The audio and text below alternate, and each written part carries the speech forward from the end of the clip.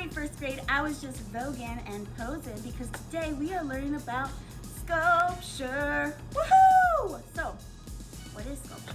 Well, sculpture is a three-dimensional form of art. It takes up volume and space. When we think about a piece of paper, it is flat, but a sculpture you can look at from multiple angles. You go around to the side, to the back, to the front, and there's a lot of different angles that the artist has to consider when creating it. Well, what can a sculpture be made of?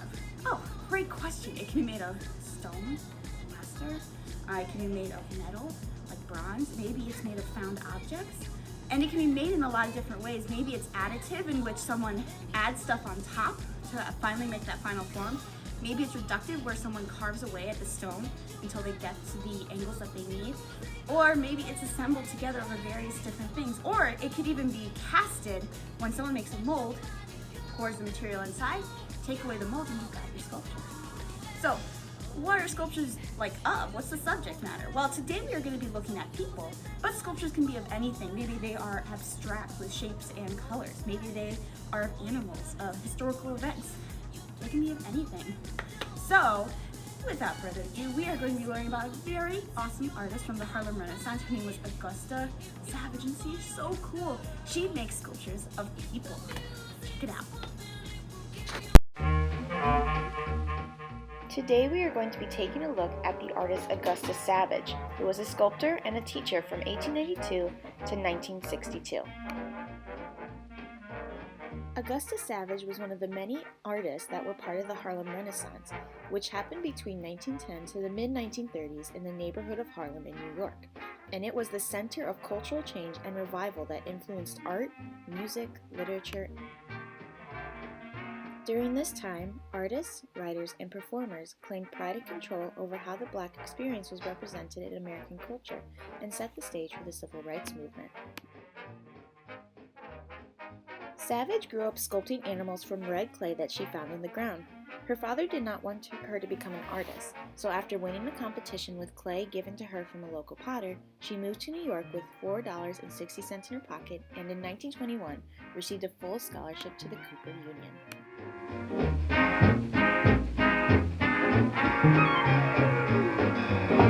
Her work depicts people of African descent, and she was commissioned to make busts and portraits of African American heroes. When she returned to America in 1932, she saw that African Americans were being left out of opportunities created by the Work Progress Administration. This was a massive government program that employed artists to create public art.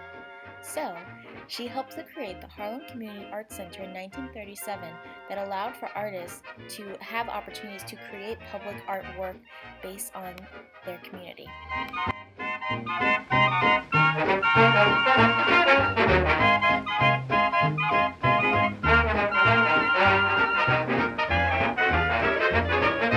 Now that you learned all about Augusta Savage, here's what you're going to do today. Are you excited, Andy? Yeah, you are going to be looking at the different sculptures that are going to be shown on the screen, and you're going to pose, pose, pose like the sculptures, right? So if your sculptures pose like this, get up, take a step back from your Zoom call, and pose. Right, Indy? Oh, Indy's doing a pose for us right now. Right, Indy? You posing for us? Oh yeah, she gets the message. All right, so have fun. You'll have about 5 seconds in between each pose to get ready for the next one. Here we go. What are you looking at?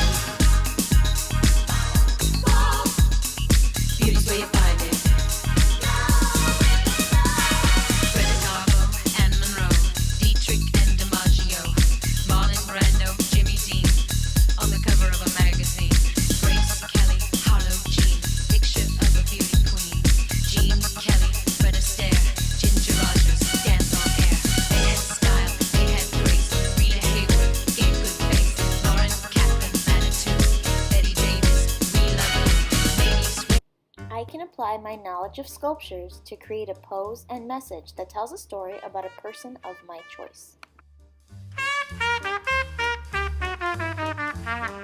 Hello, first graders. For today's assignment, what you will be doing is thinking about if you were to create a sculpture, who would you make a sculpture of? Now, a lot of the time, sculptures are used to memorialize or remember someone who's important, someone who people look up to, someone who you want to be. And it can be anyone. It can be someone you know, someone that you have personally met, maybe a family member or a friend. Maybe it's someone you don't know, someone you've learned about in school or read about in books, or someone who you've seen around in, like maybe your favorite author that you want to memorialize, or your favorite artist, or your favorite, it can be anyone. So what you are going to do today is you are going to think about the pose. What would your person be posing like? Oftentimes, artists choose a particular pose to help tell the message of their story. When we saw France lighting the world in our video today, you saw that you actually posed like it. You had your arm up in the air with a torch to help light the way. And this particular pose, how did it make you feel? Did it make you feel powerful? Did it make you feel like you were leading? So think about what type of message or mood your person who you look up to, how would they pose? Would they be strong? Would they be curled in? Would they be sitting, standing, half up, half down? Take a picture of yourself in this pose. And then tell us all about your person. Who did you pick and why did you pick them? You can write, record, or video your answer. You can take a text box to write, you can tap the microphone to record, or camera, video to even show us a video of yourself telling us all about your sculpture. To add a photo, you can just tap the camera, photo, and there you go. We can't wait to see what you come up with.